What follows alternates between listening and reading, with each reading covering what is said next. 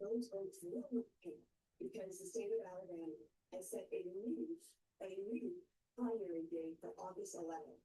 And they're doing so because the Supreme Court vacated an order that the state of Alabama had agreed to keep the current map until 2030.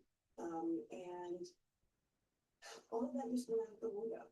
I have to tell you once that it saddens me. I'm deeply frustrated.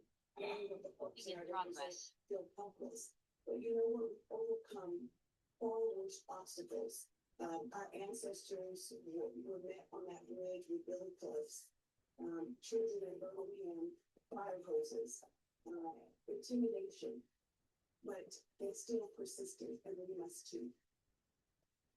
What do you say to voters and people who ask that question that Clyde Thomas is asked?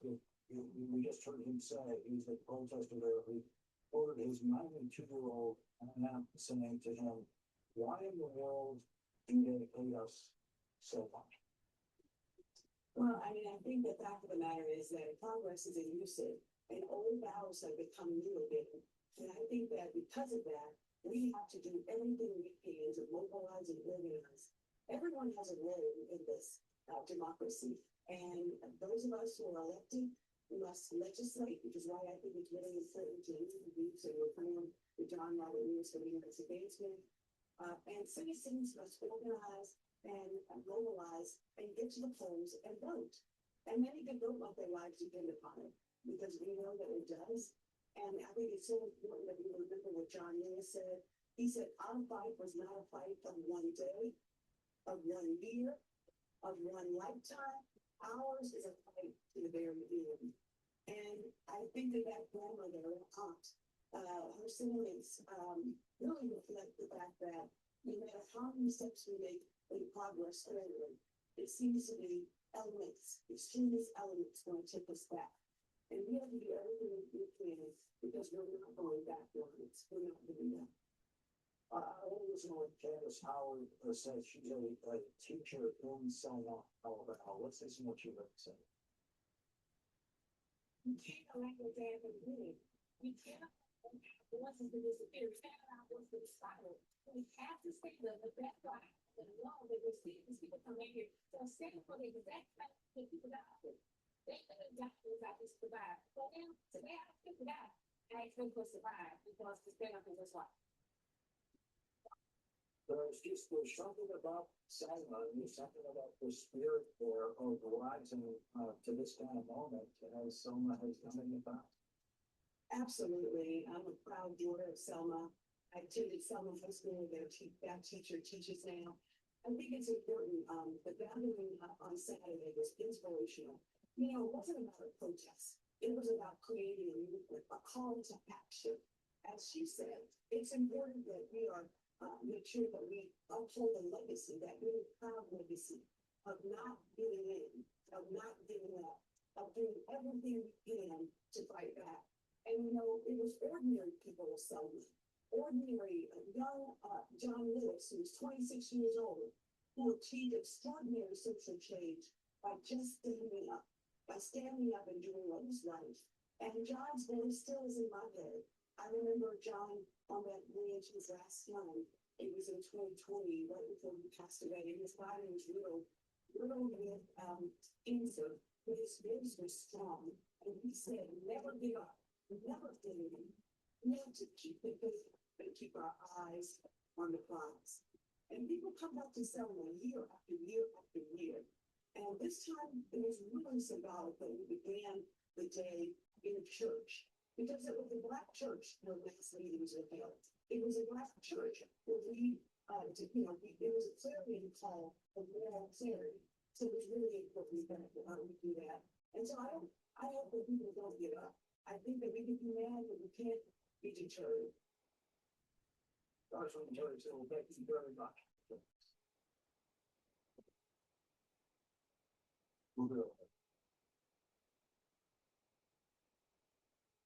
I think it's understanding. Right?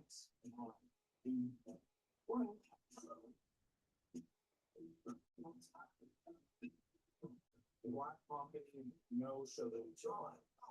Instead of building new ways for machines to talk to people, Chase is building new places for people to talk to people. Hi. With tech that's actually helpful and 5,000 branches in 48 states.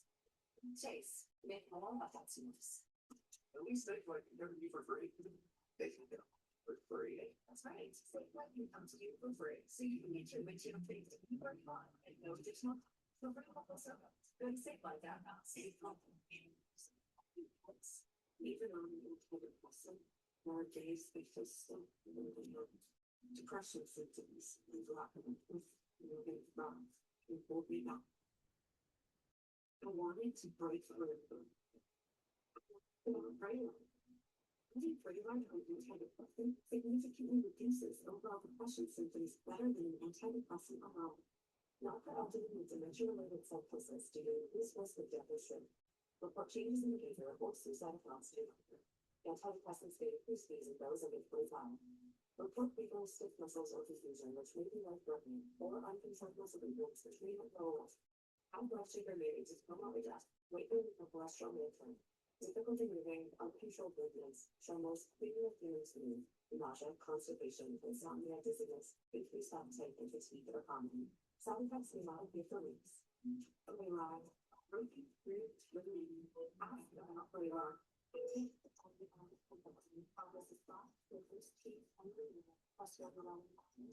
sleeping bonus, and with other purchase, what is doing?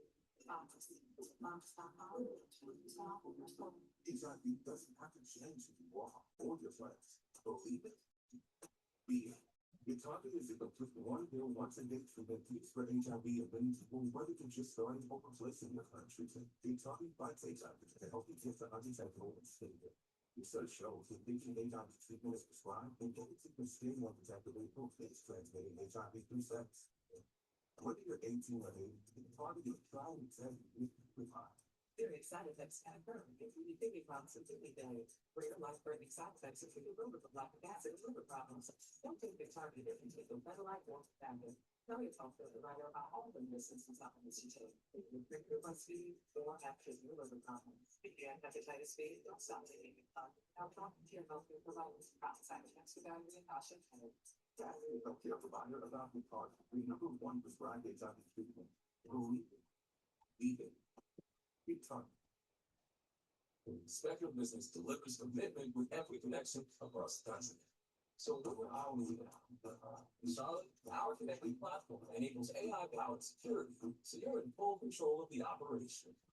At the same time, it works. We're enhancing performance with dedicated fiber. And then they told me, we're helping community base with a custom-built network.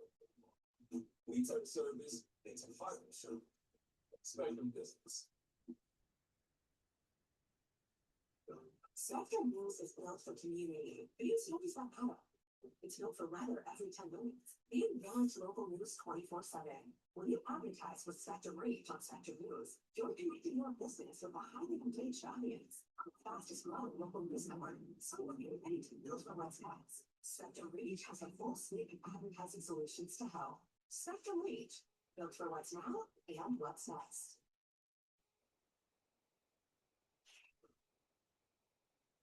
Marshall and Jerry Sewell, Selma, Alabama. It's tonight's last word. The 11th hour with Stephanie Wood starts now.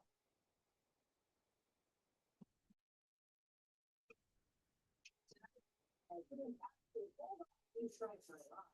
I think it's probably it's a second time in a row. You got third. Then we all top. We thought it was stop third. I guess you got to think probably a good part of the phrase.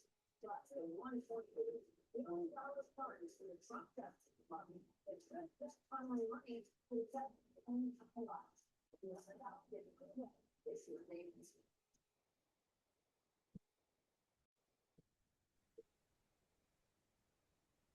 Good evening once again. I'm Stephanie Wool, and this is day 80 of Donald Trump's war in Iran, and 169 days until the midterms. Every time I say day 80, I think that first week. All those folks I had to say, this will for 5 days. Day 80. My goodness. Today, Donald Trump said he called off a strike on Iran. It was set to happen tomorrow. He said he did so at the request of his allies in the region and to allow for serious negotiations with Iran. But just yesterday, the president wrote on social media the following: "For Iran, the clock is ticking, and they better get moving fast, or there won't be anything left for them." And with the midterms now, as I just said, less than 6 months away, there's a new sign of just how much the war could drag Republicans down. A new poll from the New York Times shows that 64% of Americans believe the president made the wrong decision in going to war with Iran. That very same poll found Trump's approval rating dropped to a second-term low of 37%. The Times calls that the floor for approval ratings of recent presidencies. And speaking of the midterms, tomorrow is primary election day for Congressman Thomas Massie. Trump has been pushing hard for Massie's defeat, largely because of his pursuit of the Epstein files. Today, Trump's defense secretary, Pete campaigned for Kathy Ed, aloha. Aloha, Oh. Mike. We are the only ones so far. Why is that? It's after 5 o'clock, right? 6 Yeah, p.m. it's 6 p.m. Yeah. Oh, I'm sorry, 6 o'clock, yeah. So I know 2 people that are definitely supposed to be here are Carol Kanzler and Jane. Oh, I should tell you that I used the link that you sent out in your most recent email and it didn't work. I had to go through your emails and find an older link to get in. Oh, you mean that for today's meeting? Yes, your most recent email had a link and the link did not work. So I searched through emails from Mike Vegeta and found an older one and that worked. Okay, I'm gonna copy the link and send it out again right now.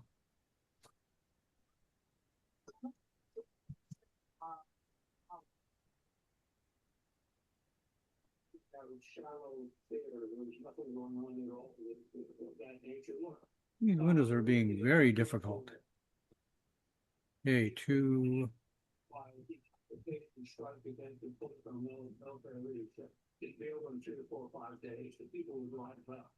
The armed forces would collapse. Obviously, that wasn't going to happen. Now we're in a situation where after 21,000 IDF and U.S. airstrikes on parts and everything, we devastated their conventional military. We clearly have not been able. Okay, I'm sending it out right now. Okay. Send.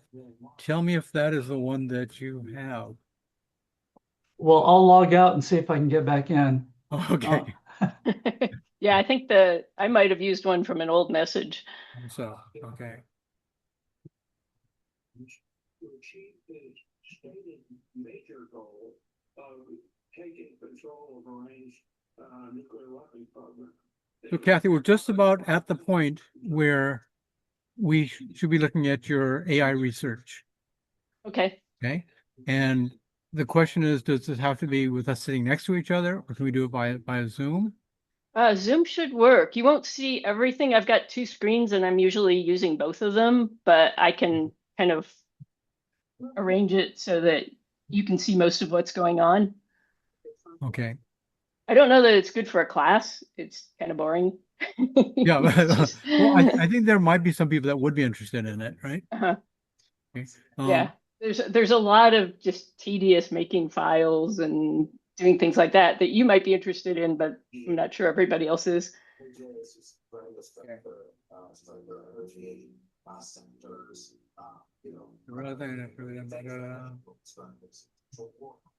I'm here. Okay, Mark. All right. Are you here because you saw the most recent email? Yes. Okay. Good. Then that must have had a bad link in it somehow.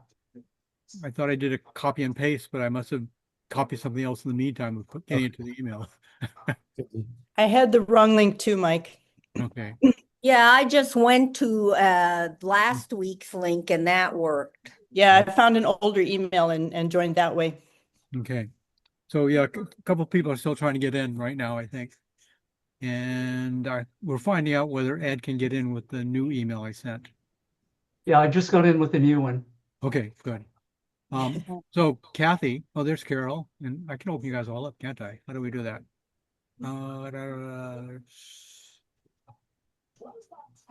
Where's the Zoom thingy, majiggy? There's that one, do the gallery. Okay, there you guys are. You should be able to see each other right now, right? Yes. Yep. So Kathy, one person I think that might be interested in is Mark. Okay. Mark, what we're discussing was using AI to look at her. Well, you explain it, Kathy. So I've been using AI to look at patterns of errors produced by XG over a lot of matches, like 20, 30 of them. Yeah, okay. Just to look at bigger patterns. And the process is a bit clunky and tedious. So I was telling Mike it might not be appropriate to do in class, but you might be interested in seeing what I'm doing. Okay.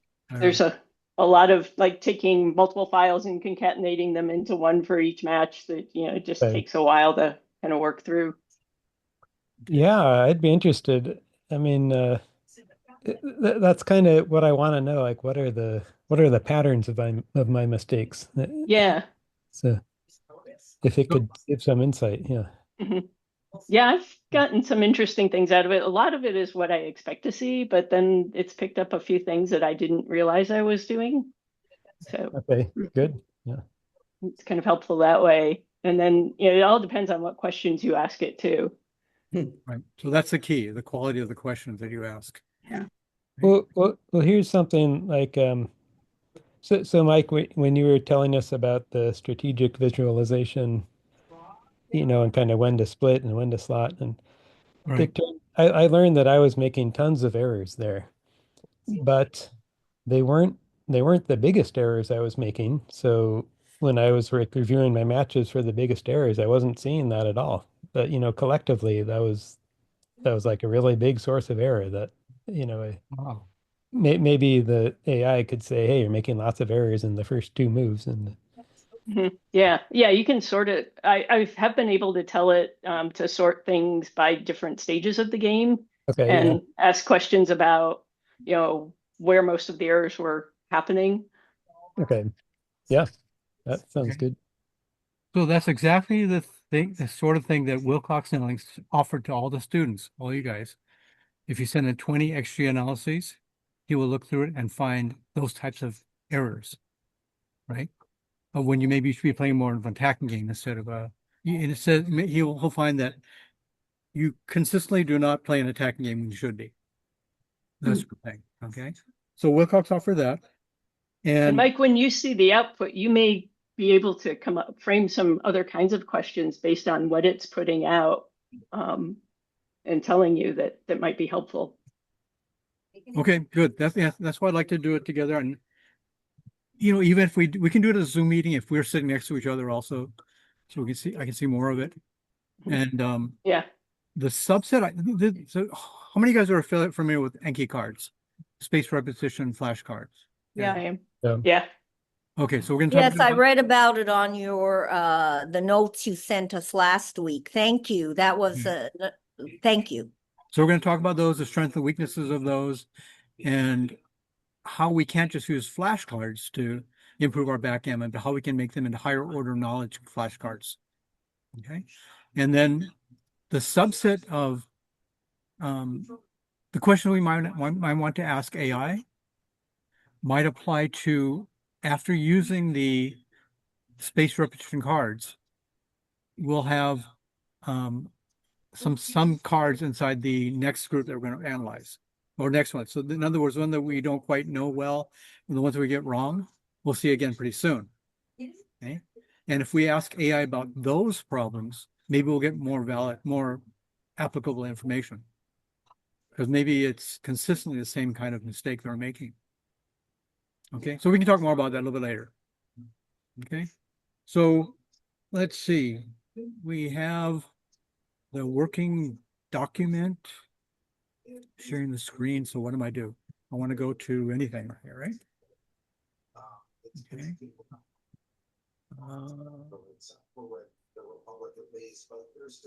So a lot of you guys have more than I expected, have both BG Blitz and XG. Okay. Frank Berger was one who wrote BG Blitz. He still thinks that XG plays a stronger game than his BG Blitz does. Okay. But he's made it very easy to create flashcards. Now, if you have it, make sure you install the most recent one, right? BG Blitz 3.4. It's a free upgrade for you. And then last time we went, Mark showed us how to just take something and just drop it in the board, and it runs an analysis of it. So that's the first thing. Have either BG Blitz or have XG. But something I'd forgotten about was a program called Anki Gammon.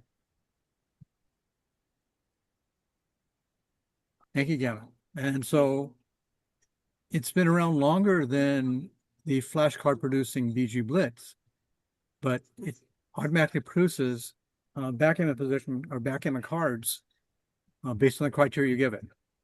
Maybe you want to say greater than a mistake of 0.120 or something, and which may be a good place for you guys to start, because then you won't be overloaded with too many cards. Okay. But then from you can take the XG data or the new backgammon data, and let's say you have just a position, an XG position, and you don't have the analysis done. You can create that card, and then new BG will work in the background, and it'll do the analysis in the background for that card. So in terms of strength, right now, XG is still the strongest. BG Blitz is second, and then new backgammon is third right now. New backgammon runs on all the platforms. It runs on Windows, Mac, and Linux. XG only runs on Windows, and BG Blitz runs on at least two of them. I think Linux also, but at least Windows and Mac. So because XG only runs on Windows, Jane has BG Blitz, so she doesn't have to buy a brand new computer and brand new operating system. Yeah, that's not happening. Okay. That's what I had to do when I wanted to use a program, and this was before BG Blitz was strong. So I bought a Windows computer to run XG. Okay. So Carol had a problem in trying to get it and installing it. And right now, okay, so what happened in December of 2025, Travis Kaepernick or something like that, who was a founder of Uber, I think that's correct, right? Do you guys remember? Mm-mm. No, so he purchased XG because it hasn't been updated for 14 years now, 13 or 14 years. He hasn't been updated. So he thought that it could be improved tremendously. And so he had a lot of money to put into it. And he's a big backgammon fan. So for that reason, trying to get XG Gammon and load it on your computer is not possible right now. So that was mentioned on the Daily Gammon forums also, that people cannot download XG Gammon right now. Okay. So we have two ways that we can do it right now. Number one, after we install it, gather data. You can either play a match on Daily Gammon or Backgammon Studio Heroes, which some of us do. You can also directly play a match against XG or BG Blitz or new Backgammon. You can save a position from a get-together. Okay, and Bob does that often. He takes a picture of something, and then he tries to figure it out. He'll feed it into his version of his XG. And you can also just save a particular position from a match or a game, wherever you get it from. And then you can analyze it. Okay. So then you import that into a neural. So NN, Jane, stands for neural net. Oh, thank you. I got it. Okay. And you analyze it, with BG Blitz, with XG, with new BG, and put that in here too. Okay. Oops. What does NN stand for? I'm sorry. Oh, neural nets. So neural network. Mark can explain what that is.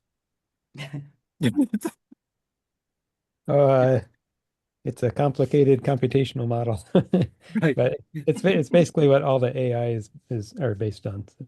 Right. So the original concept was to try and mimic the way that the brain works. That's correct, right? Yeah, yeah, that's true. It's a very loose mimicking, but Right. So that's why when we look at BG Blitz, and we did last week, you see that model of these connected dots, right? Right.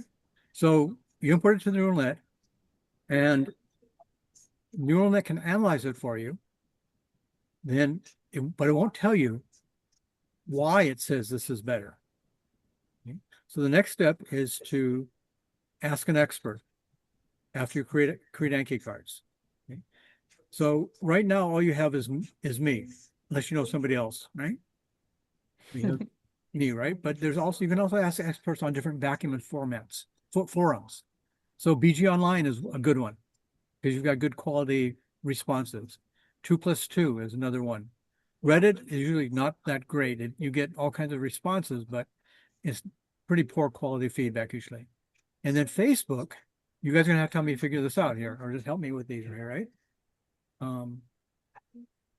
See, I can't go to Facebook on this, but I could mic myself. Anyway, we won't do that. Facebook, there's things like backgammon strategy and other places where you can post questions. Actually, let's do that. Let me share this let's make me where am I?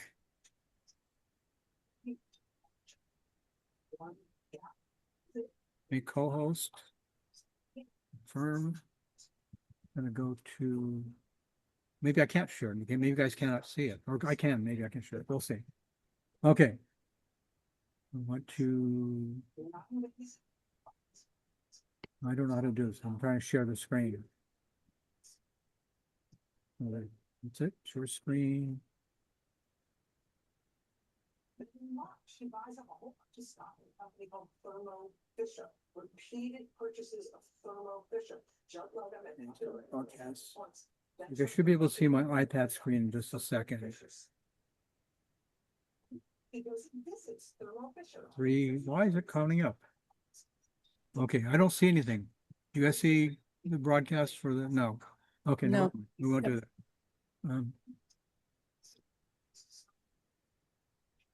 Because what I was going to do is go to Facebook and let's take away co-host from me. Don't mess things up. Okay. All right. So there's a number of them. The ones that we want are the ones that the stronger players post to. And a number of the top players will post it. They'll respond to it. They'll put up a position and then they'll ask the group and somebody will respond. Okay. So I think after we start creating Anki cards and key positions, and then the next step is for us to try and create a theory, our own theory about why we think a certain move or cube action is correct. Okay. So whatever your level is, create some kind of a theory. Might be as simple as, in this position, I'm ahead in the race, and I think that a racing game plan is best. Or maybe even though I'm a little bit ahead, I risk getting gammon too often, so maybe I should try running. Okay. So create a theory for your own before we post it to the forum. And then you guys start posting them to these different forums. And we'll get feedback. And we use that feedback to improve our cards. Okay, our Anki cards. So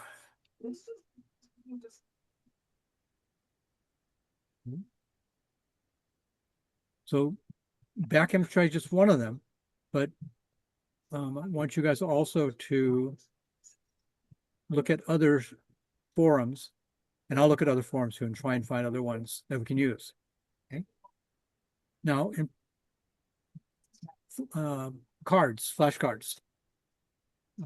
Flashcards alone are not good for a lot of things. It is good for giving you one-to-one information about certain things. So what they're good for are things like, let's say, language vocabulary.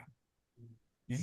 So if you want to learn the words for things in Chinese, then you can use an Anki card, and it's good for that. Okay? It's good for something I've always wanted to learn, and I'm slowly learning it, but I can learn it quicker, is with Anki cards, is the International Phonetic Alphabet. Okay? Because I like to pronounce words properly in different languages. And so when they're written out with the International Phonetic Alphabet, I can pronounce them properly. So flashcards are good for that. Okay? They're not so good for when you need higher order learning, higher order knowledge also. So the process is taking that card, and you need to do two things. You need to stick it in your brain, and you need to pull it out. So sticking in your brain and pulling it out can be helped by how you make your Anki cards up. Okay. You could, maybe your Anki card might be, Sorry, I'm late. okay.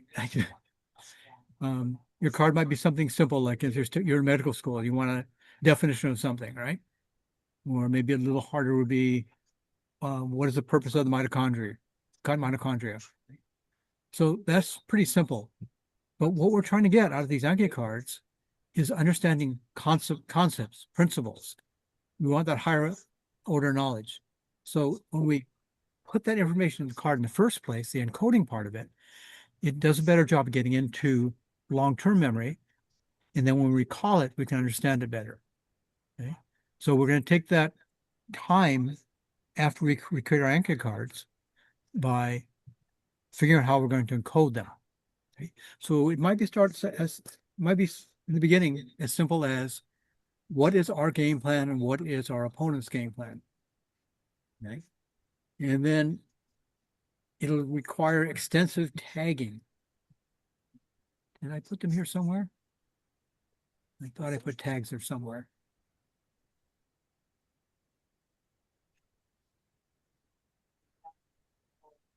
State lawsuits in New Jersey and in Michigan and in Arizona. Now we've got. I guess I didn't. Okay.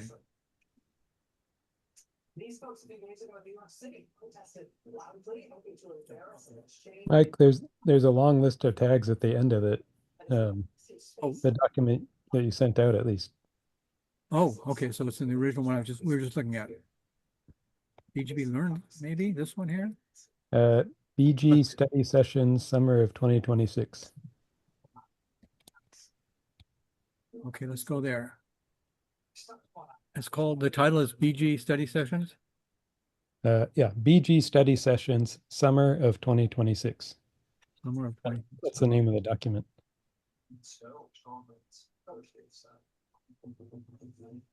It doesn't look like any of these guys right here. I don't know. It's from the email you sent out. Have the date? Yeah. It's in your own documents, not necessarily the email. Okay, in my own documents. So in your drive. Yeah, there was a link in your email to it, though. Okay, let me try and answer that.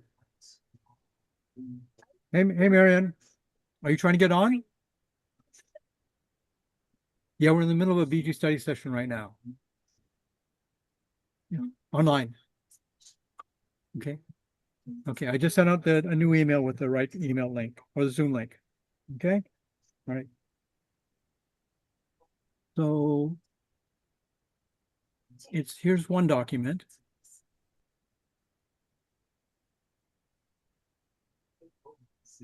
I don't see it there, right?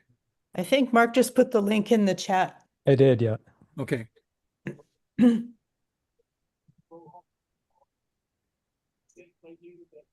It's BG Summer Session, Summer of 2020. Okay.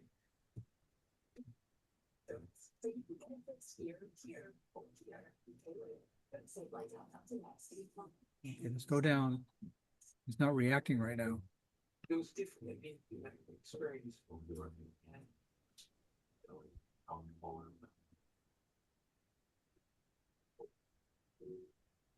Hey, Mark. Oh, yeah. I'm going to make you co-host. Okay. Okay. And the reason is mine's not moving. My screen is stuck on the top part of the thing. Okay. That's a really long list. Wow. Yeah, it's a long list, but it's not complete. That's the thing. Okay, you can see it, Jane? It's in, Yes, I used Mark's link in the chat. okay. So there you go. Okay. So the ones we definitely need are things like RGP, AGP, PGP, and CGP, right? So racing game, attacking game, priming playing, and contact game plans. And the R versus R are basically racing game versus racing game. R versus A is race versus attacking, R versus P, etc., right, all the way down. So an example of an R versus C is when you're bearing in against contact. Okay. So this is the list right here, and these are some of the ones I think that we should be putting on our cards extensively. And the reason is when we start we linking them in the sense that we want to look at all the ones that have to do with the containment game, right? Or some combination of these things, we'll be able to do that. We say, show me all the Enki cards on the containment game. And we'll be able to compare all those positions. But it's not complete in the sense that we need to add one from bkgm.com, backgammon galore.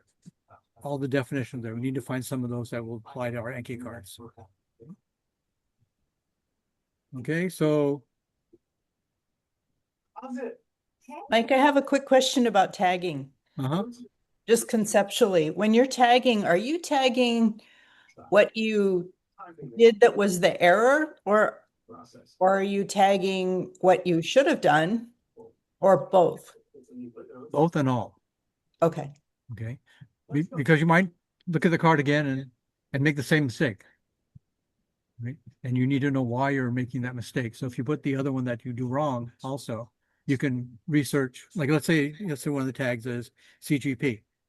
So we need to go to bkgm.com and find out what is a priming game plan, or go to one of our old videos, say what is priming game plan, if that's the wrong answer, and you'll see how that's not correct for what you're trying to do.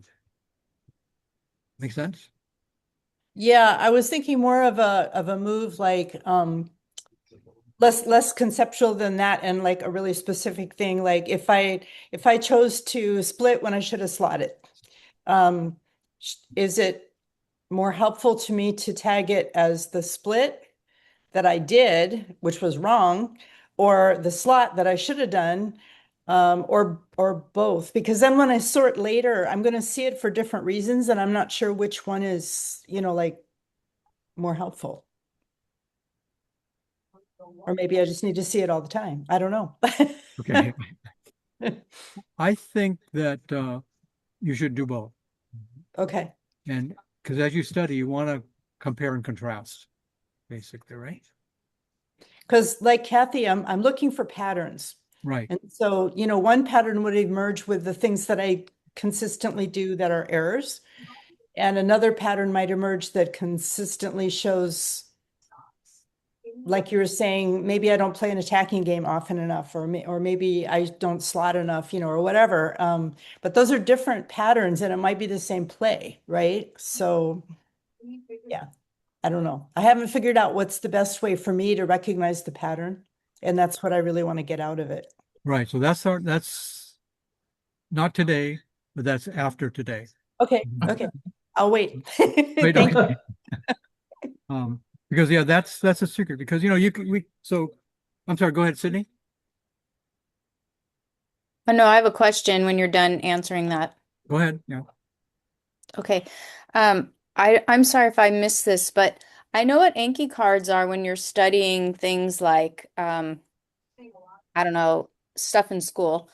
But when it comes to backgammon, what are they actually looking like? Are you seeing the board in a certain position, and then on the back it's saying like this is an attacking game, or like how is it really looking, or is it just words? So no, it's usually graphics. You can put either a position you want to figure out what the best move is, and you can also ask cube action, You know, is this a double? Is this double as a take or too good? And on the back, when you have the different analysis, it might have, let's say it's a money game. And some people are saying it's not the best thing to be using anymore, but if we're trying to get more people to come and play backgammon. But money game just means not a match score, not a match game. And then it would say maybe at this match score, it's right to do this. You know, maybe it's correct to double. At this match score is correct, where normally it would be a take, it's correct to drop it. Okay. So there's a lot of information you can include in the back of it, whether it's cube action or move that you're considering. Okay. Okay, thank you. Okay. So the thing with Enki cards, they're good for some things, and they're not so good for other things. So again, like we said, it's good for learning vocabulary and the language. It's good for learning the IPA, and it's almost good for things like Jeopardy, because you can study facts, right? But it's not quite good enough. I have this thing called, thanks, Mark. I call them knowledge bombs, right? Where it might be a certain, you know, they every year on Jeopardy, they have the same question in different forms, right? So they might ask about something that happened in 1854. And so it'll refer maybe to the Gutenberg Bible, right? I'm sorry, 1554, right? For the Gutenberg Bible, right? But then they'll ask in a different form. So if you have a knowledge bomb with all this stuff together on the back of one card, you can ask that same question multiple ways. Okay. So I think that's one way that you can enhance a Jeopardy Enki deck to get it better. Right? So what we want to do is we want to take these pictures of positions, asking about moves and cube actions, and then improve them so we start to understand the concepts and principles behind all that. Well, let's take a 1 minute break. I've got to go sneeze. Okay.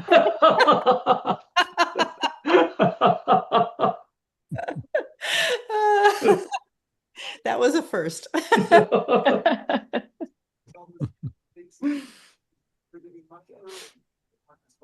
Which says the president is limited to his salary in office and cannot derive any other money from the U.S. Treasury. But the whole administration now is just corrupted. Highway robbery, every day. The way to study including a reference to the monument spots and other things by which this seems to be illegal, even if it's not lawyer, makes me think that these things ought to be. Okay. Back, we're waiting for Sue, probably. Okay.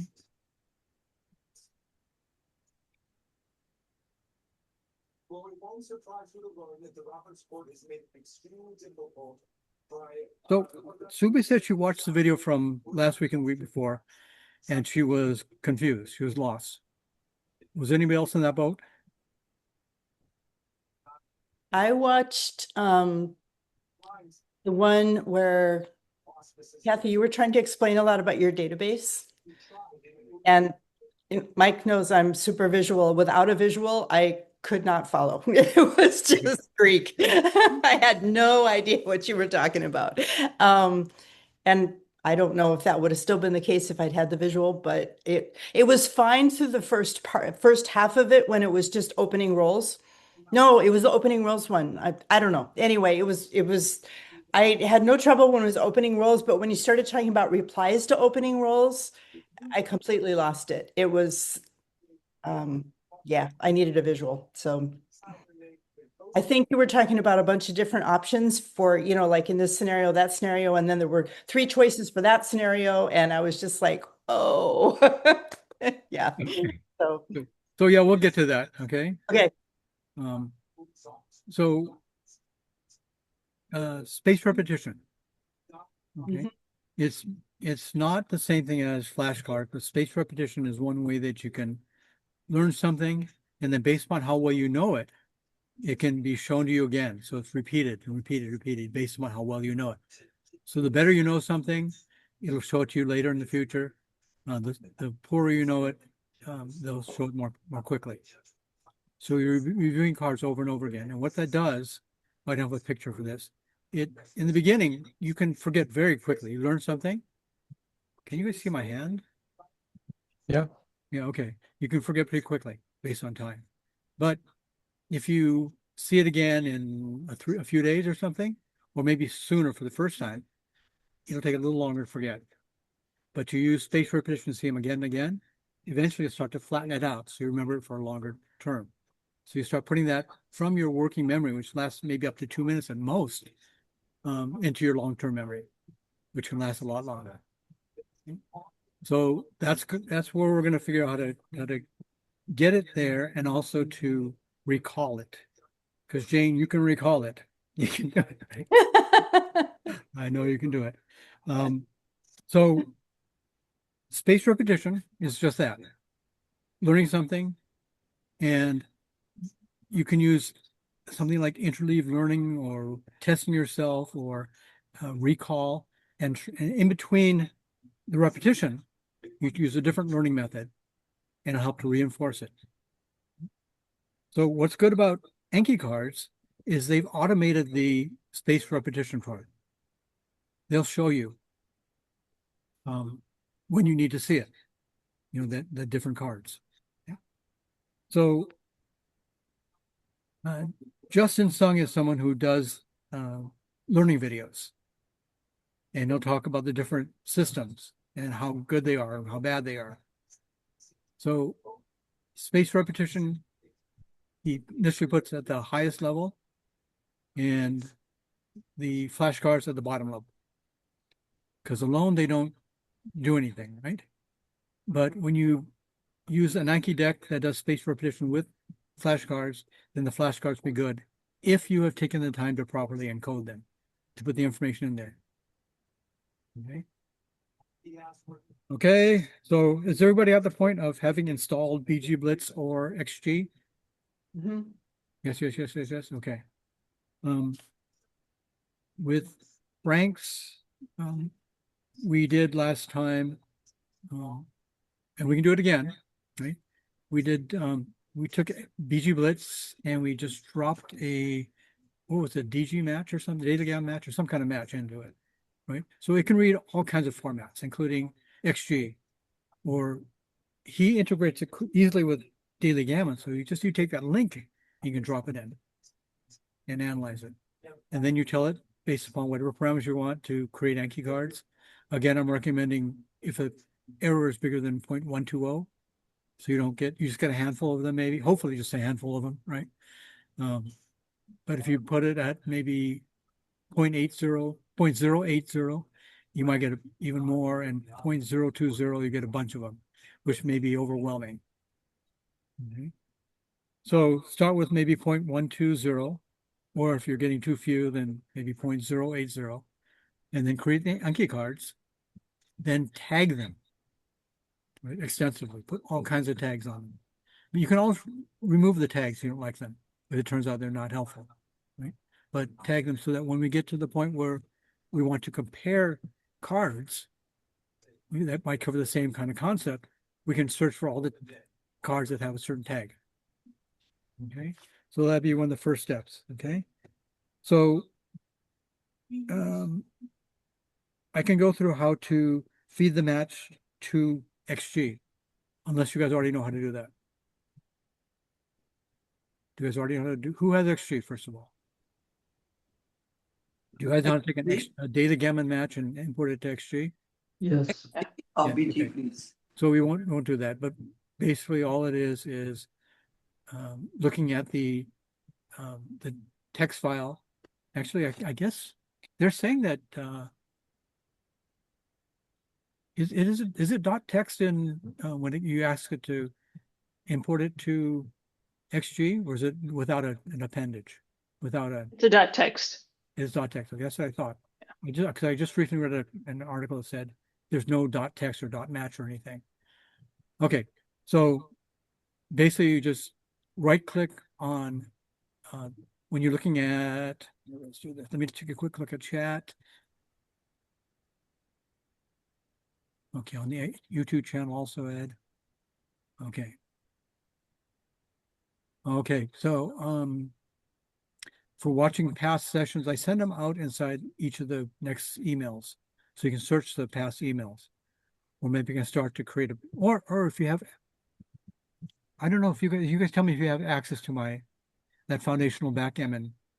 Yeah. Can you see that? Okay. Then there's a bunch of them that say BG study session and the date. Okay, you can go through that way also. Okay. So what do I want to do? I want to go to Mike, are we looking at the screen or looking at you only? we're Or looking at are the are you group. sure? Yeah. Are you sharing the screen or are we just listening to you right now? Right now, I mean, right. Yeah, I think you're listening to me, but I could on my other one that has a copy of what I'm seeing on the screen from you, well, from your guys' point of view, is a gallery of everybody. Is that what you guys are seeing? Yes. So I'm gonna take it to, what am I gonna take it to? Oh, I was going to XG, yeah. Okay, now I'm going to go to Daily Gamma, right?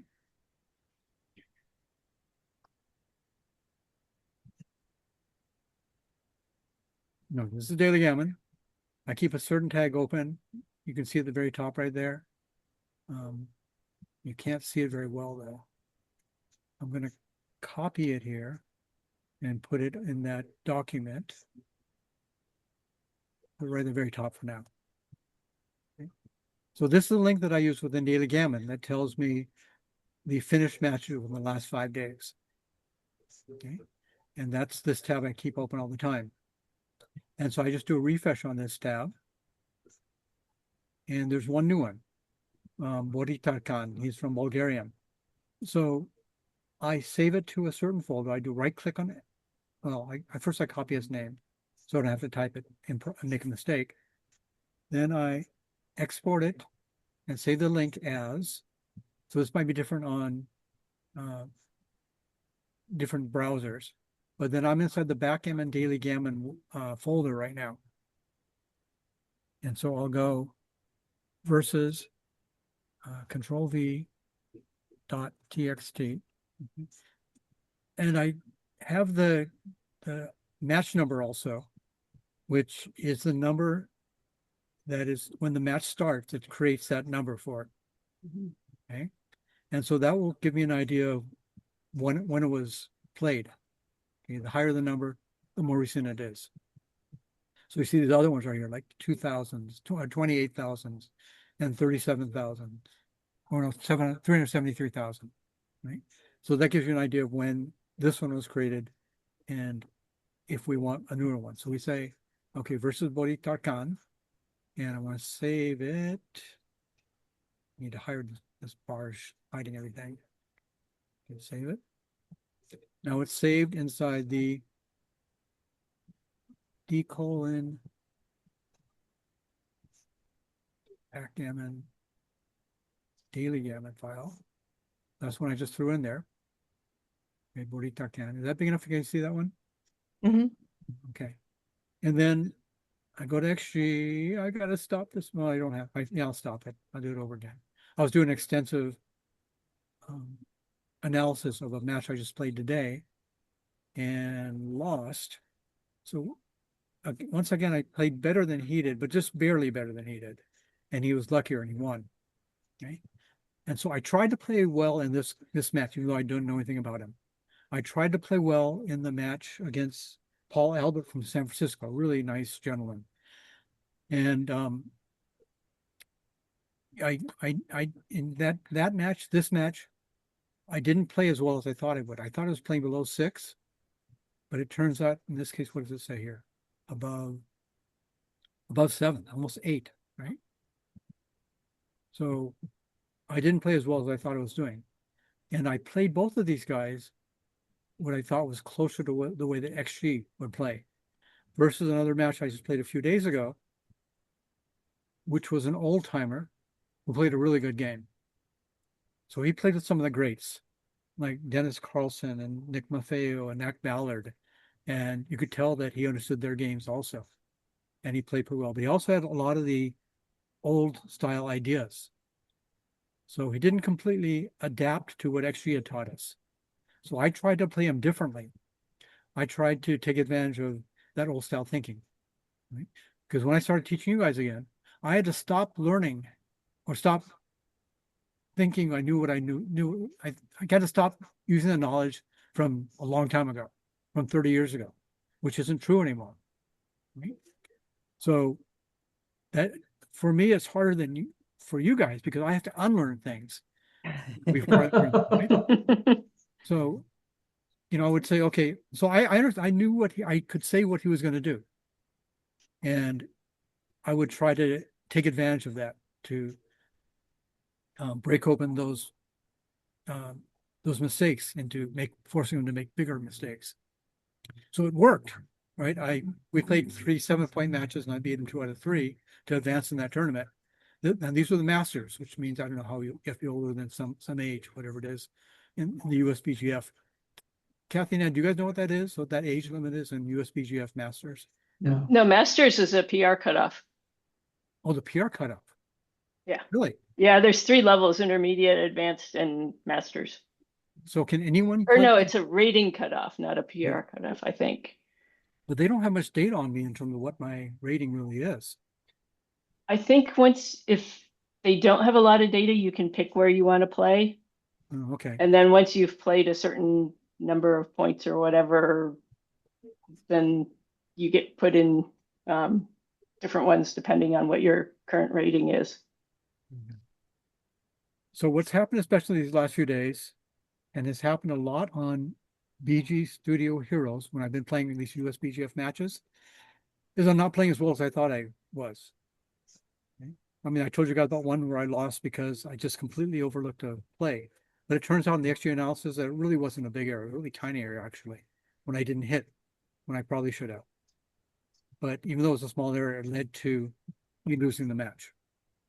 Okay. So you can see here from this page right here that me, Sangha, playing Iraj, we each had 12 blunders, and I made fewer errors than that. So I made 12, my 31 errors, about 12 of those were blunders. That's a lot, right? So that's an equity loss of 3.321 just for the moves. Blunders is one, doubles is when you offer the cue. I made 8 blunders out of 12 errors in doubling. But in this guy right here, I didn't play completely like XG. I could see that he was making mistakes. He was doubling too late. And so that means I changed my doubling strategy a little bit in terms of when I double. It looked like he would also take certain positions. He overvalued that.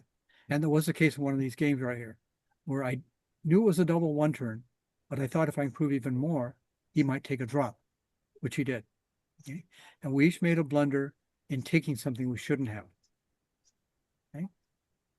So this is one match that I definitely want to create Anki cards for, okay? And try and see what I'm doing wrong. Okay, I'm going to have to stop this analysis. How do we do that?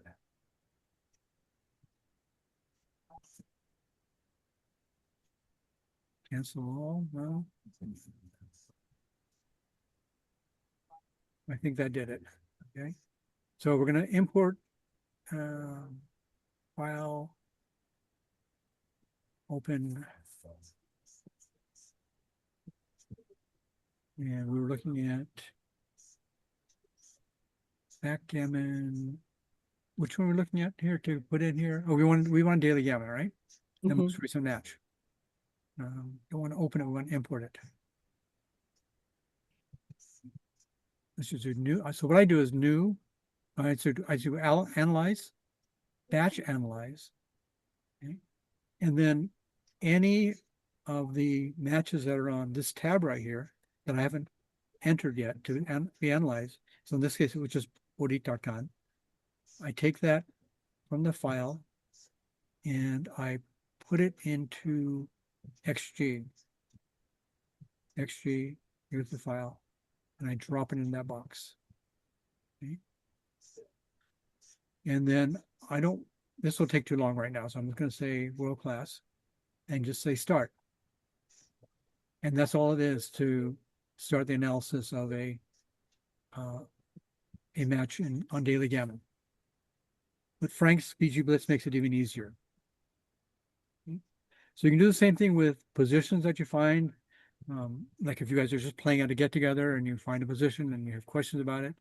Bob is good about putting those inside one of our WhatsApp threads and then asking about it, what people think. And you get feedback from everybody. Okay.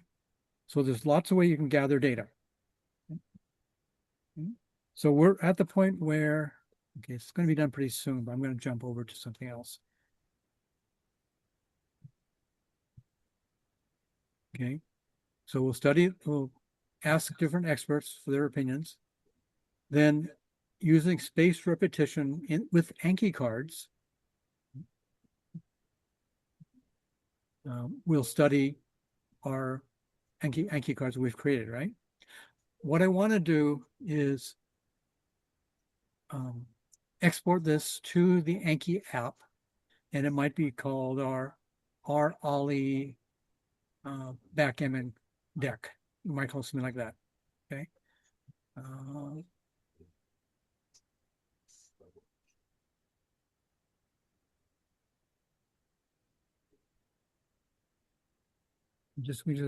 Yeah, Ollie's good.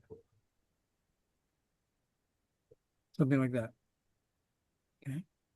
And the reason is that these are cards that we have created together, or maybe each of us have created cards and we put it together in this deck right here. And then anyone can look at those cards and import it to their own deck, their own personal decks. Because some of them might be too easy for some people. Some might be a little more challenging. So you can put those to your into your own deck. One thing we want to put in all these is the date created and also the date updated. Okay. So that if somebody updates one of the flashcards in that deck, you can go in and say, okay, you might just set it to look at the cards from the date that you stopped looking at the deck. So maybe you stopped looking a week ago and you look at all these new cards from the 11th of May, and you can see whether you want those in your personal deck. Okay. So we're tagging these things, and then we're also encoding them properly, okay, which means we're going to make our theory and put in as much information as we can about what we think is going on. So in the beginning, that might be kind of hard, right? But Ed may have gone over the position that he and I guess you posted it to WhatsApp forum, Ed? Oh, a match I had against Keith where I got really schooled on the back game. And that match just wrapped up today. It was a 21 game match and I did win, Okay. but we smacked each other around pretty good. So which one was it in? BG Taxi? It was a daily gammon. I don't know which. It was one of the longer ones where every match is 21 games. So where'd you post the positions though? It was on Sunday, a week and 1 day ago he did it. Oh, I posted on WhatsApp. Yeah. WhatsApp under the BG no official. Yeah, you got to keep going, scroll up further. Before Mother's Day even. Oh, this one here, okay. So something like this, right? You can take this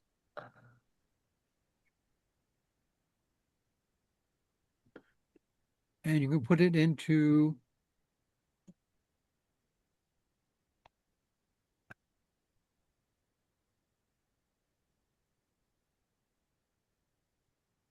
okay.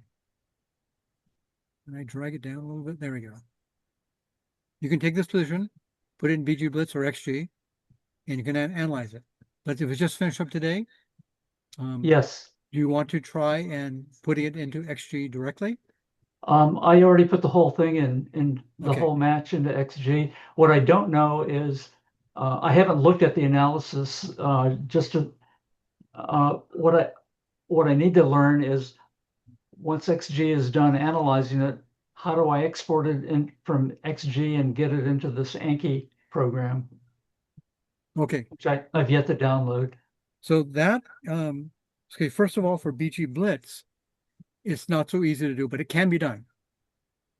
You need to export it as a CVS file, and then it can be imported into AnkiDex. But it's even easier if we use AnkiGammon. Okay. So AnkiGammon can directly create those cards.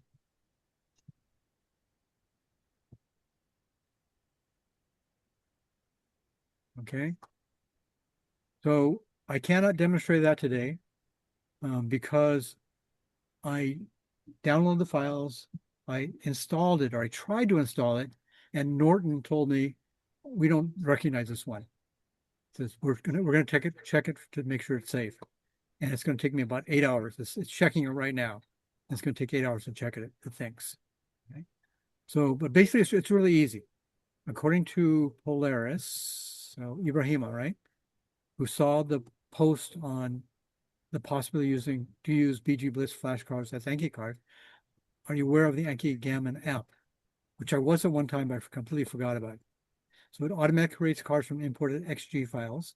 And you can set the error threshold, and the Anki export add-on lets you add it to your Anki cards dex in your library. Okay. So it's working with XG, but not with BG Blitz. Correct. Okay. So we don't have to do it for BG Blitz, right? But we cannot yet. We don't. I'm not going to demonstrate today how to create a CVS file and then export it to Anki. But that's what we want to do next. Is after we create or do the analysis with BG Blitz, it creates its own flashcards. It uses its own spaced repetition algorithm. Mm-hmm. So it determines when it should be showing you next based on whether you think it's easy or hard, et cetera, right? Or something in between. Right. Right. And you can slightly adjust those numbers, right, by changing the multiple. Right? But basically, it uses its own space repetition algorithm and not Anki's. Right?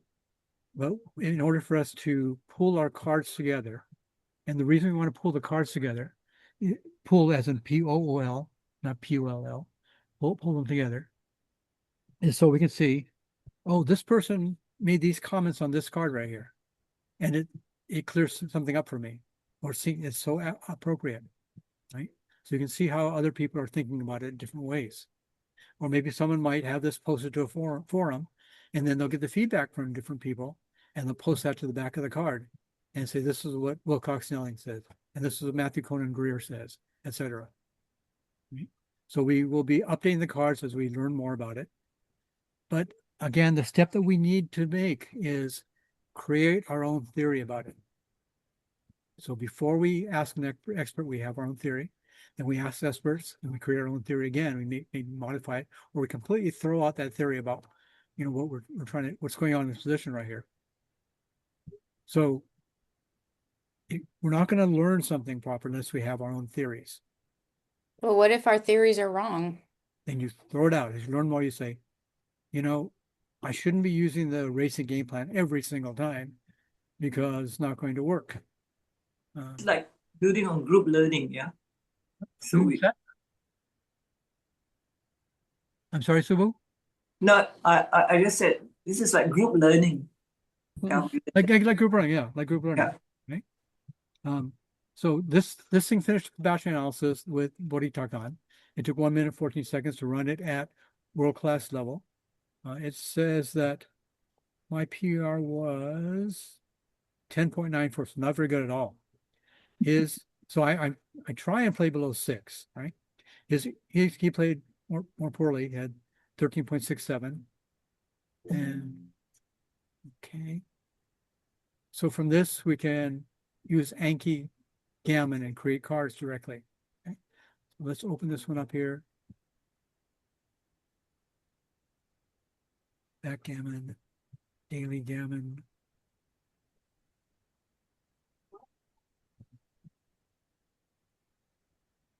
Is it backwards? It's upside down, right? Oh, let's go by date.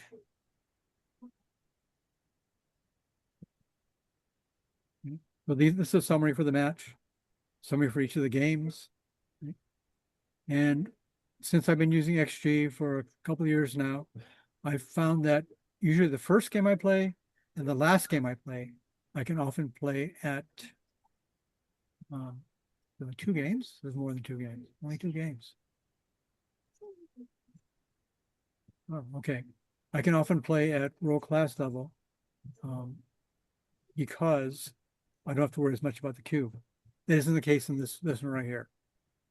But in just about every other match I play, the first one and the last one I can play at a world class level or sometimes the world championship level. And that's because the cube is at the very end. It usually doesn't come into play in the last game.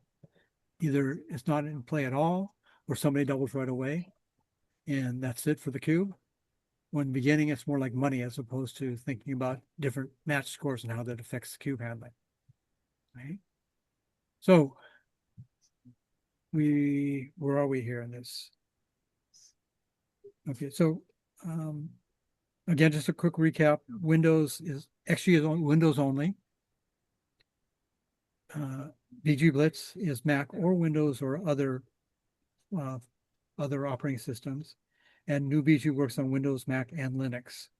But again, the XG is the strongest. BG Blitz is not quite as strong, and then new BG. And they found that out by having them play each other. Okay?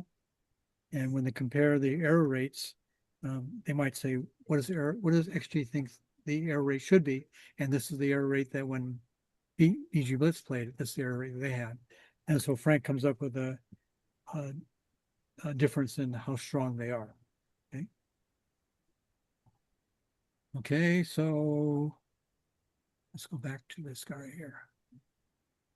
What did I want to do? Oh, I wanted to go to, I don't remember which match it was though. It was one of the ones I played.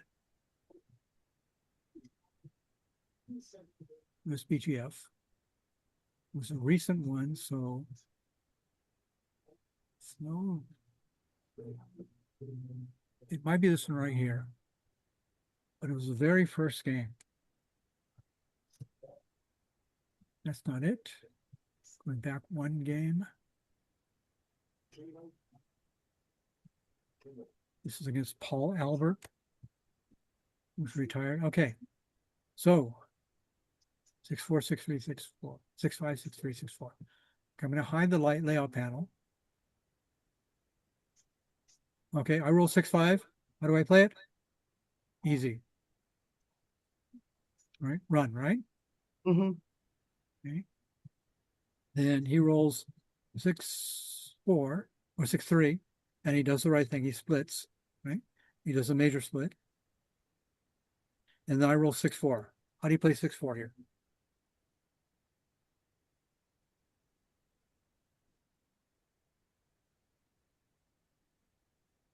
I think hit the 7 and 24-20. Okay, that's a good play. You could hit the 7 and bring another one down at the same time. Okay. You can make a point in your inner board, the 2-point. You can run. Okay, so which blunder do you think I made? And I would have never known had I not looked at this match. I thought, hey, this is a decent running play position. I'm ahead in the race. And he's got one and a half checkers back. I've got no checkers back. Maybe I can turn this into a racing game.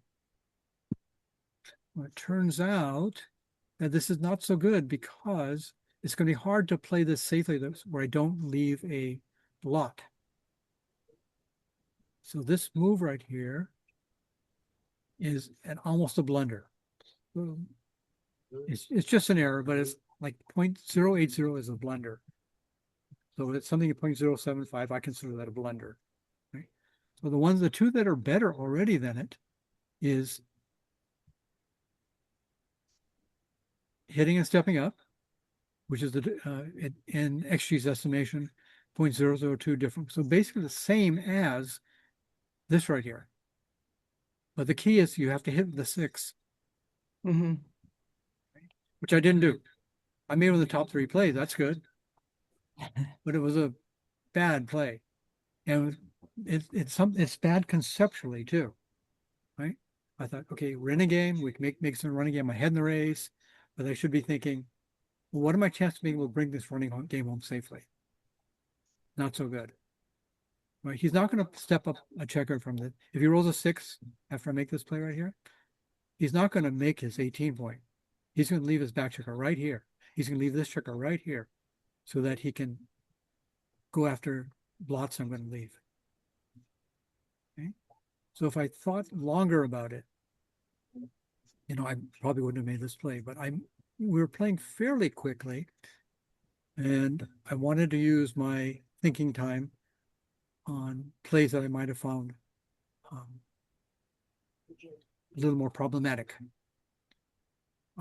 So Paul and I used to know each other a long time ago. And again, he's a true gentleman.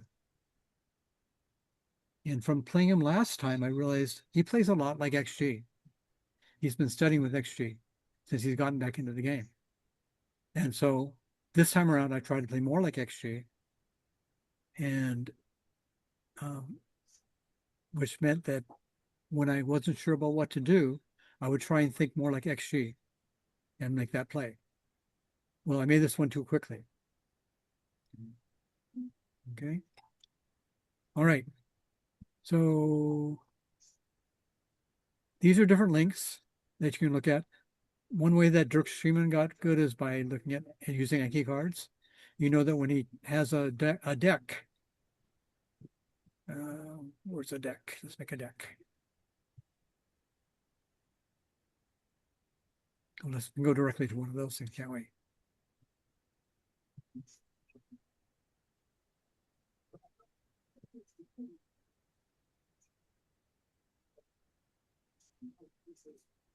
Maybe this one. I don't know which one it is the best one. Let me try this one right here.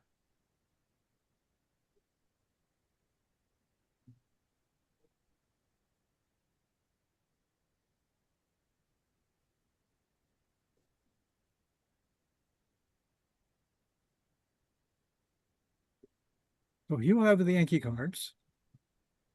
Well, actually, we want the website. And then below it, he'll have a video that explains his thinking about the position. Okay. So there are a lot of Anki decks you can download, and some of them are the free ones that he and Rainer Burkle have created together.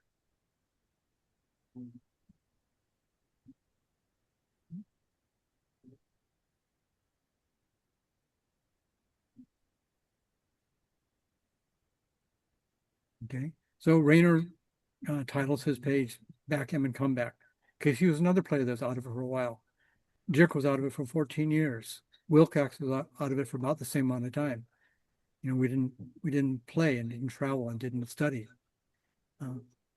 But I started studying again when I started teaching you guys, however many years that was. Okay. So these videos are really good. And especially when he goes through, he has a deck. And you see the ones that they have for free. Right? And they also have other backgammon decks. So one of the backgammon decks they have for free is about opening rolls. Right? None of the decks they'll have opening rolls and the replies to opening rolls, but they don't have anything that's for the third roll situation. Okay. And so that if I knew that position after 6-5 run, they would never sleep, 6-3 split, 6-4 don't run, I would have known that right away instead of making that error. Okay, I'm going to regroup here. So a 2-minute break, okay, and we'll finish up pretty quickly. Okay.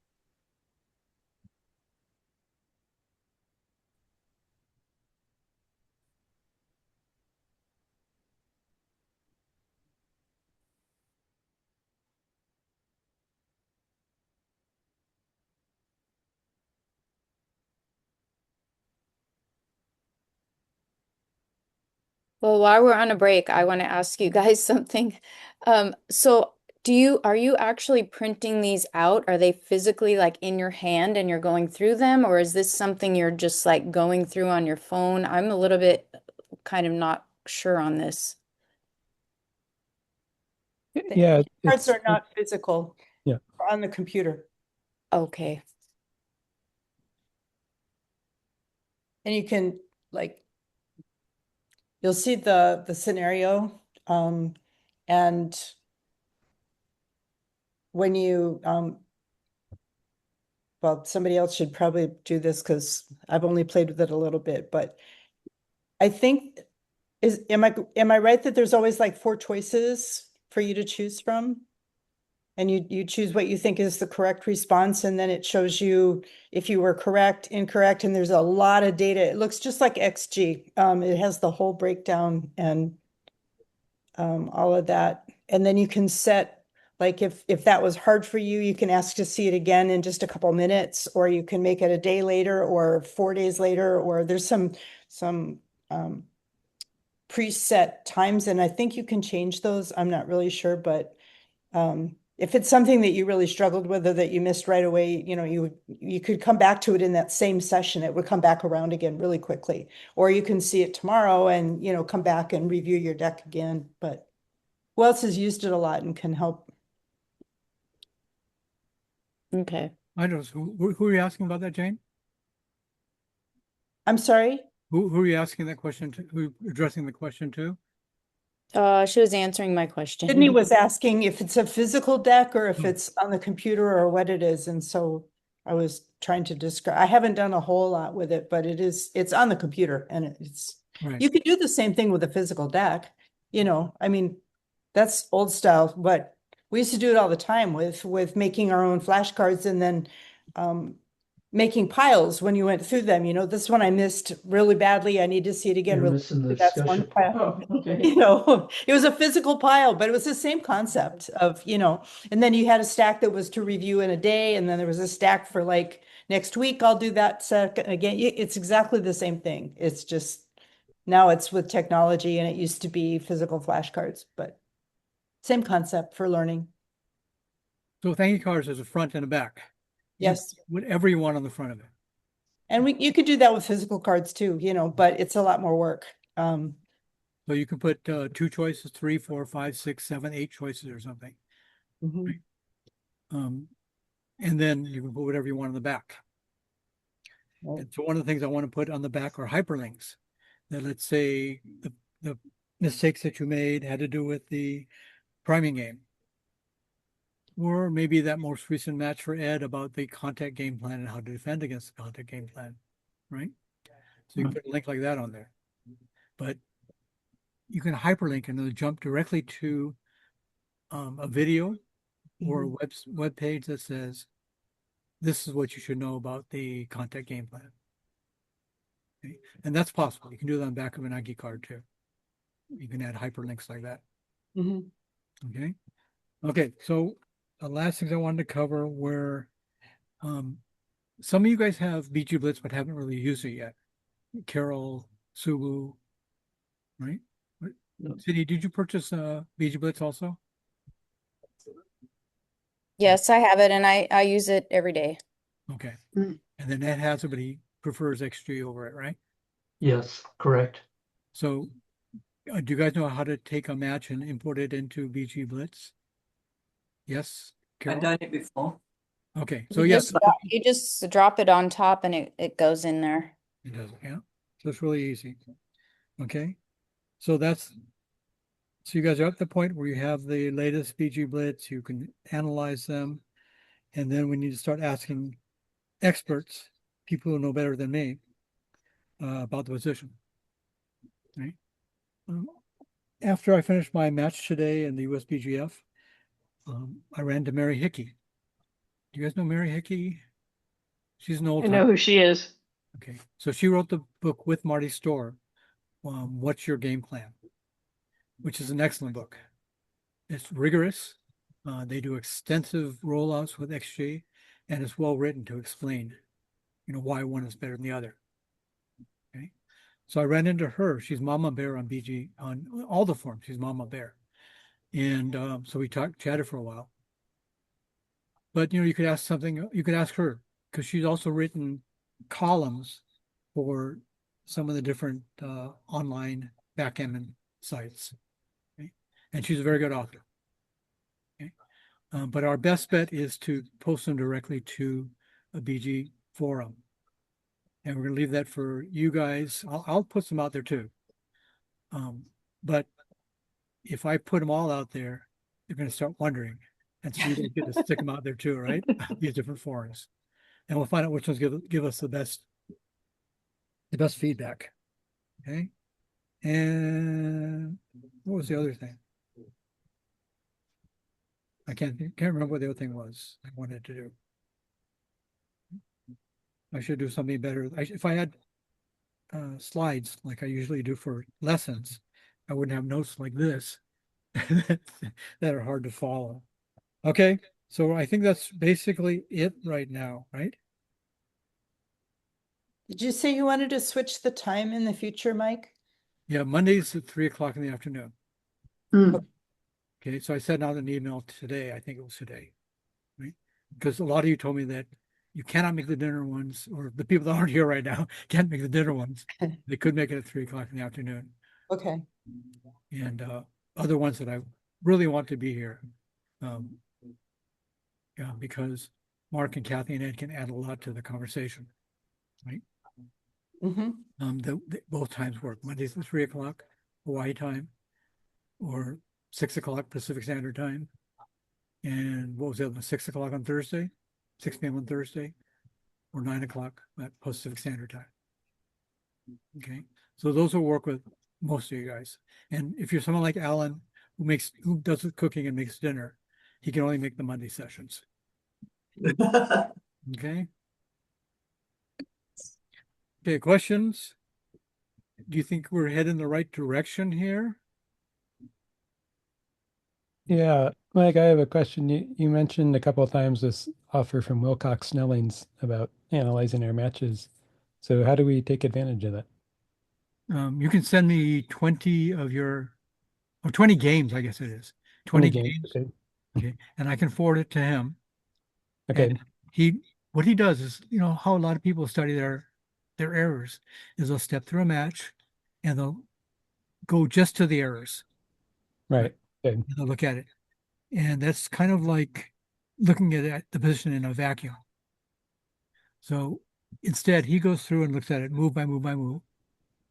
And he says, this is where I think your thinking is flawed. Okay. Okay. So if you do that, I'll forward it to him. And so like 20 money games, or could pick out games from within a match, or it could be anything. Okay. Yeah, I'll look at it. Okay. And do they have to be analyzed already, or just send the raw games? I don't know. We should probably send them the analyzed games. Okay. So I don't have XG, but could I, if I sent him a BG Blitz analysis file, does that work, or? Right, because that can be imported into XG. Okay. Okay. He may also have BG Blitz standalone, but if not, he can just import it to both XG and BG Blitz. Make it easy for you to read the other formats. Okay. Okay.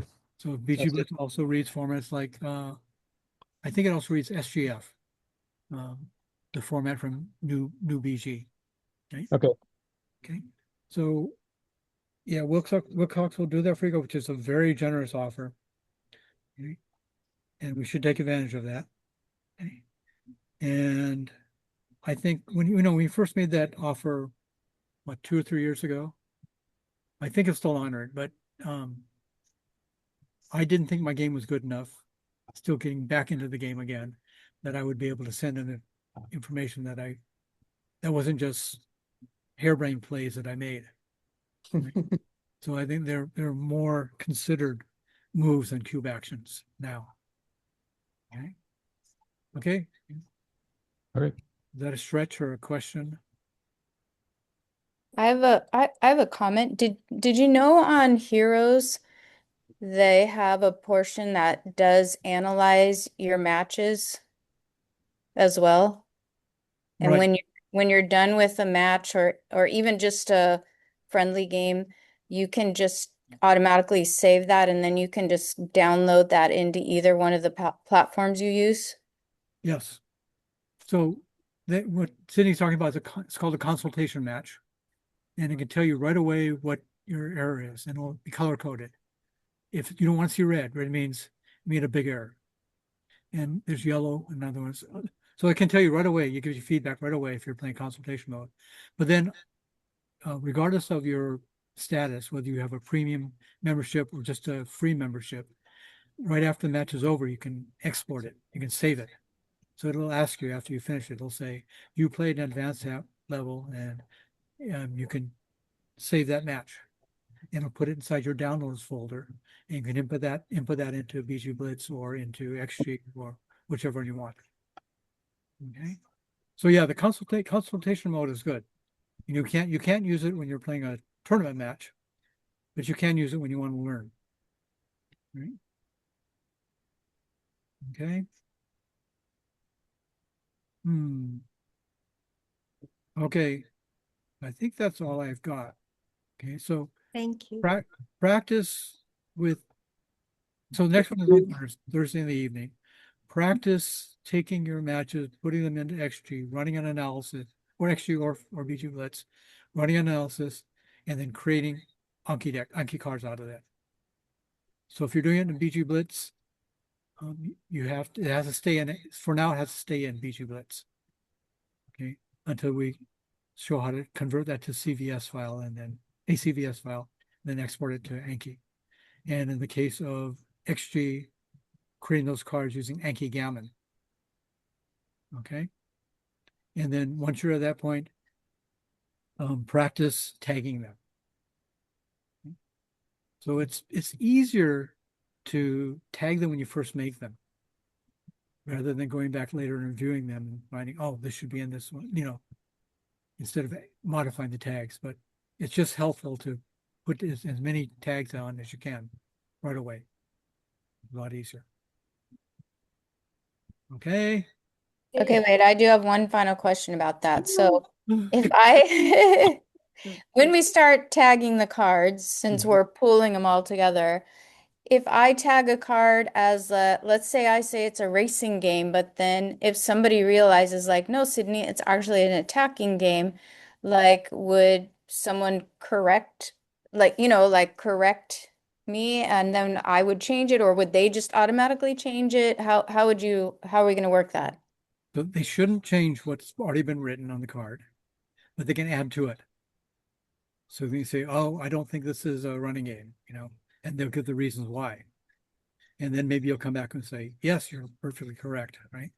Or maybe I think you have your head someplace it shouldn't be, right? So, Your head? Okay. So it's that, it's improving the knowledge, improving the theory, right? Okay.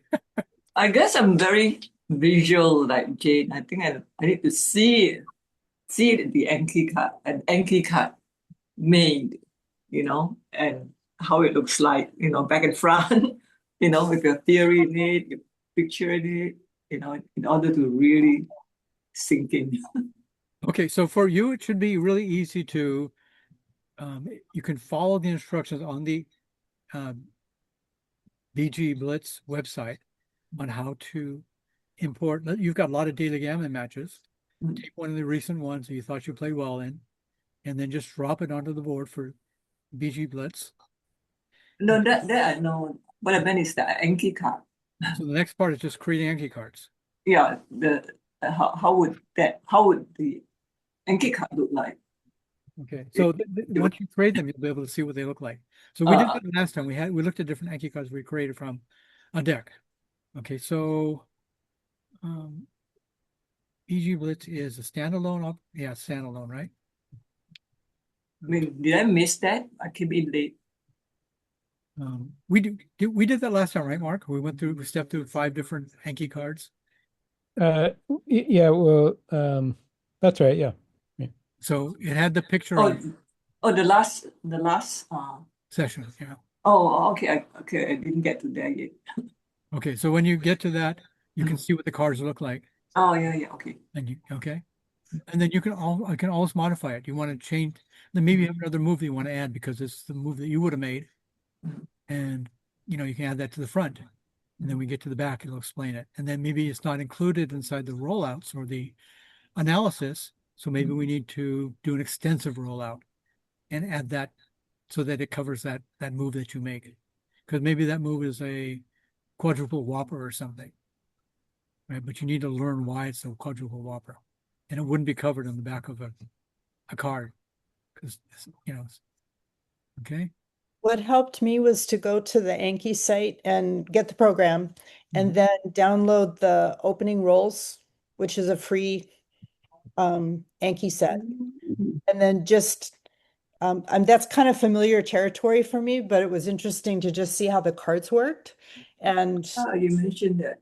yeah, it was and it's free. So, you can just try it out and see how they work. And it's not a giant set because there's only so many opening rolls, so it's not real time intensive to try it, but then you can see the front and the back and what the times are to like practice again or whatever. You'll see how they work really quickly. So you could try that if you want to just get a preview of how they work before we start trying to jump in and make our own.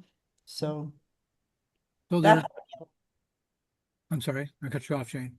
It just helped me to visualize what you were talking about, to just go get a deck and try it and play with it, and see how it was working. So when we I talked don't know about how to do it from BG Blitz yet, but that's okay. So we talked about what flashcards are good for, like learning vocabulary in Spanish. Okay. Or Japanese, right? Vocabulary. Or aids to navigation. Yes. We used physical index cards when Ed was studying for the pilot's exam, and we had a stack that must have been 3 feet high. Oh, really? Yeah. Yeah. 3x5 cards had thousands of them. What is starboard?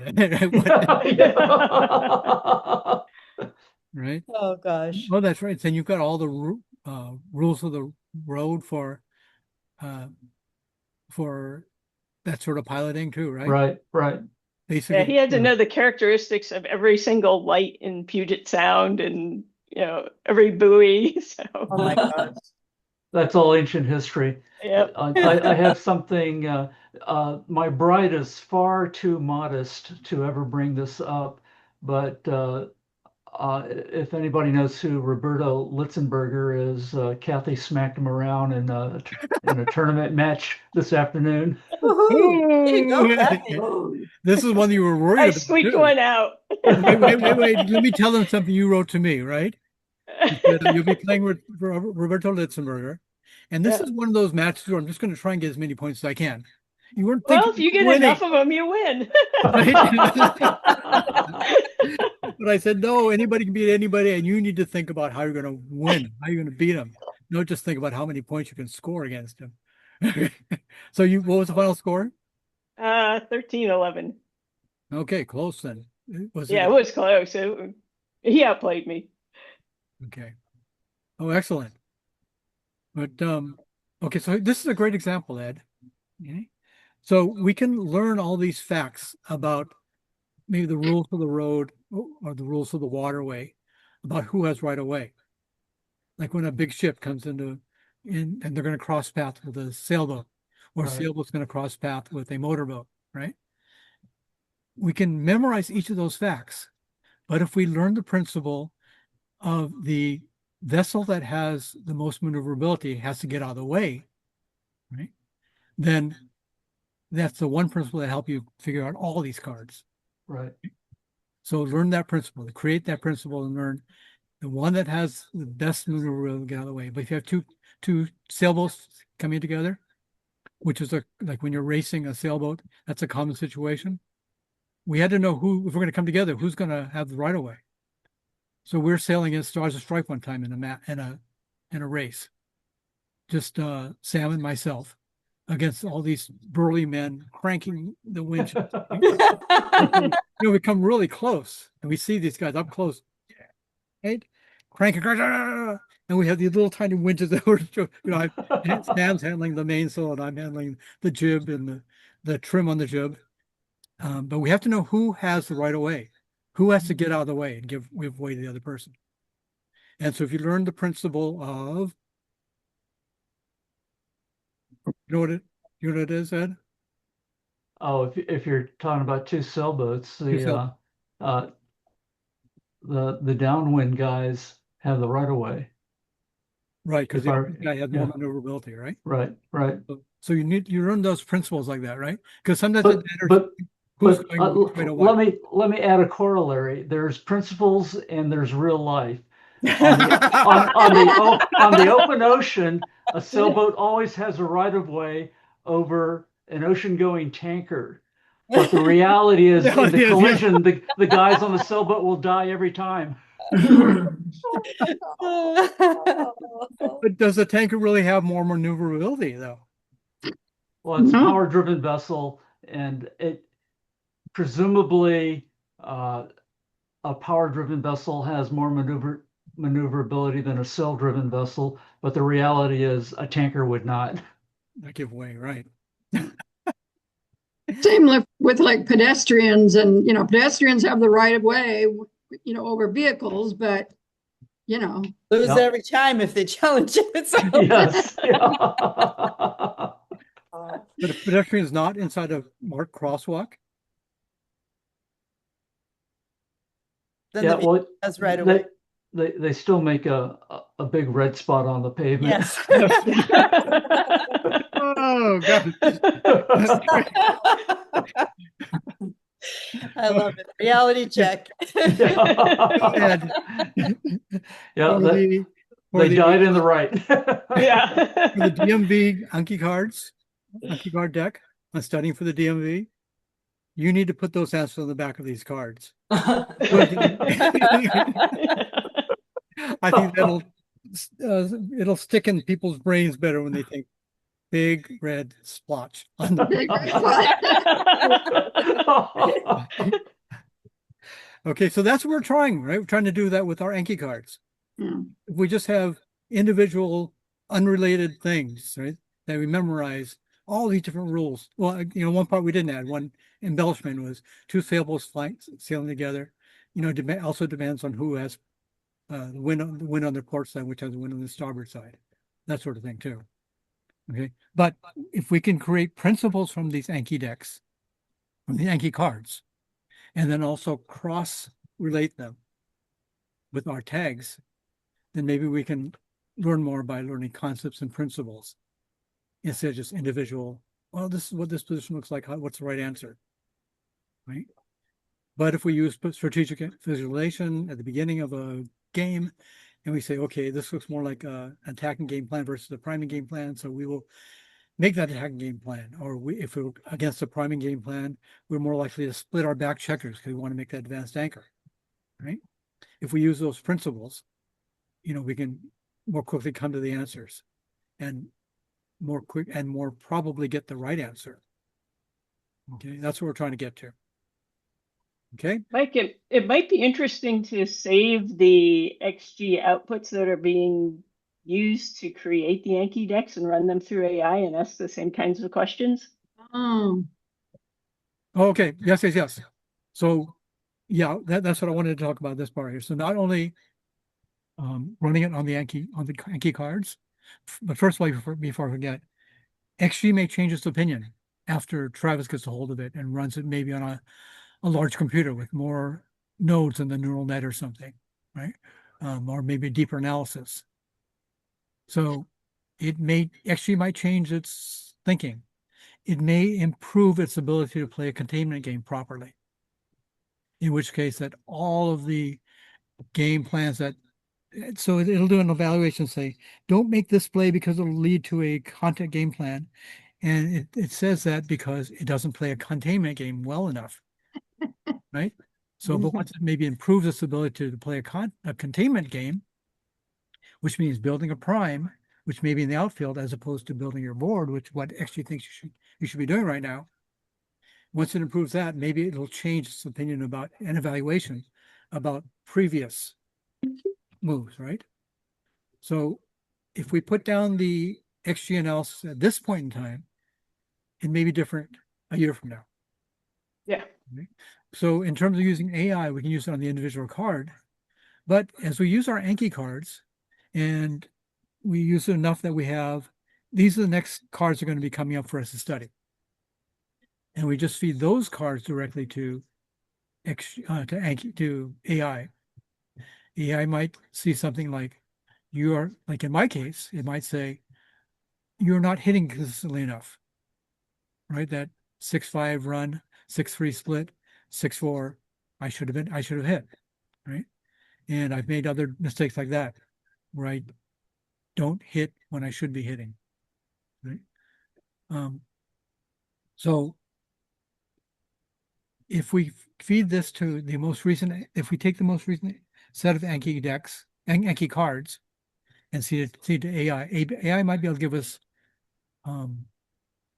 better analysis of what we're doing right and wrong. Is what I was thinking. Okay, so maybe we can start with that subset, right? If we want to try this, what I've already got set up is having the AI program work with the XG output. So I don't know if I can get it to work off of the Anki cards themselves. But if you save the XG files for the matches that you're using to create the Anki decks, I could use those.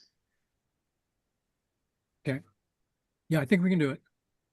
And I think, the AI programs will understand what we're trying to tell it. And we don't have to show the back of the cards, right? We can just show the front of the cards. And these cards are ones that we're going to study soon because we've made mistakes with them. And so AI can independently, maybe ChatGPT can independently say, I think you should be hitting here, right? I think you should be building structure here, that sort of thing. Okay.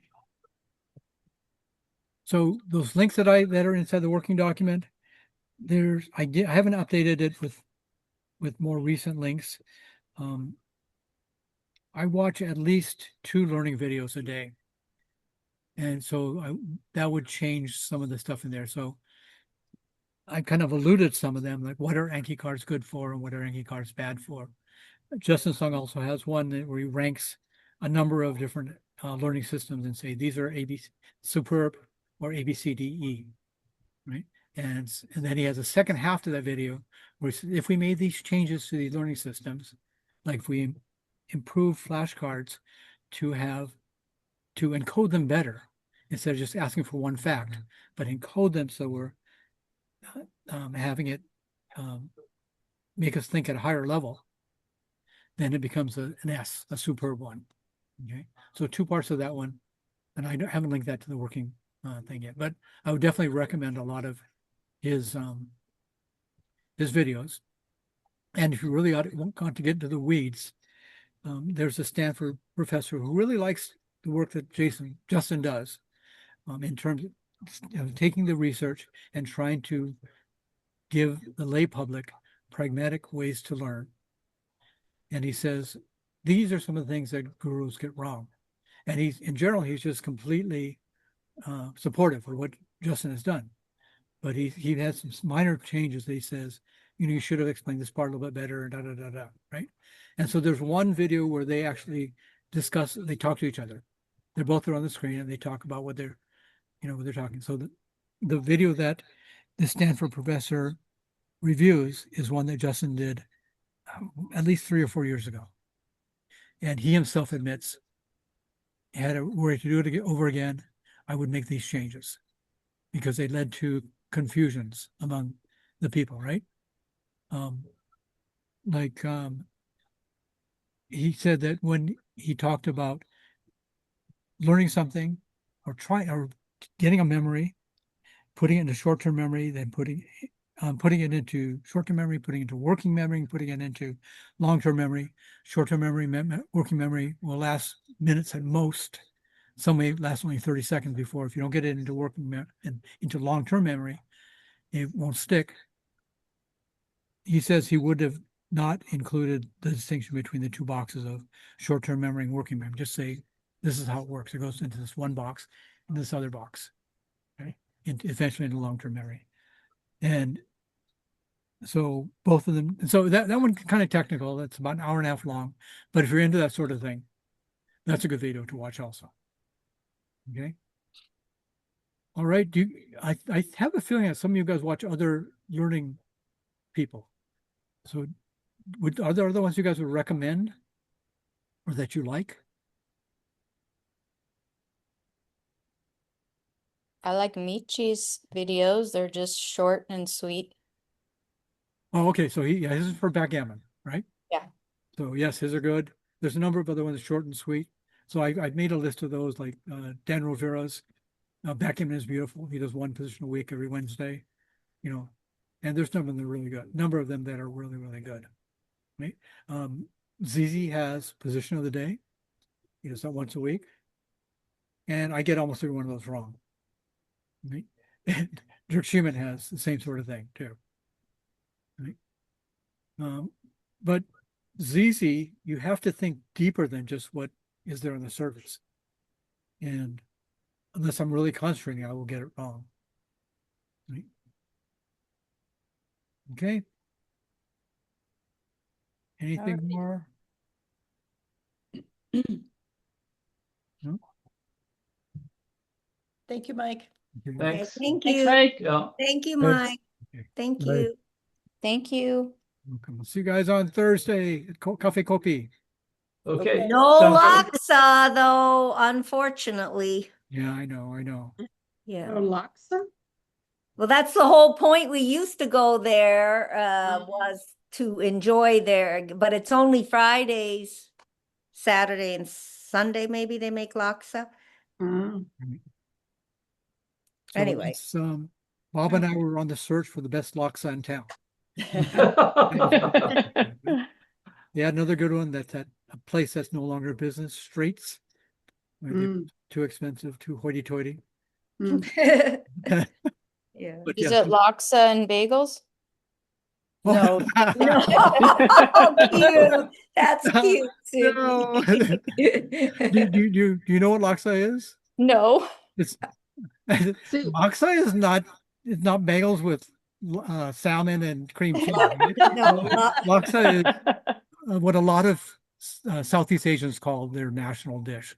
So you can find it in Indonesia, you can find it in Malaysia, you can find it in Singapore. So when I went there, that's the first dish I had when I was at the Singapore airport was I ordered laksa. Right? It's noodles and different vegetables on top of it, and usually hot and spicy, and very good. So there aren't too many places in Honolulu that do laksa. But where was Ernest Shi from? I think he was from Singapore, right? Yeah.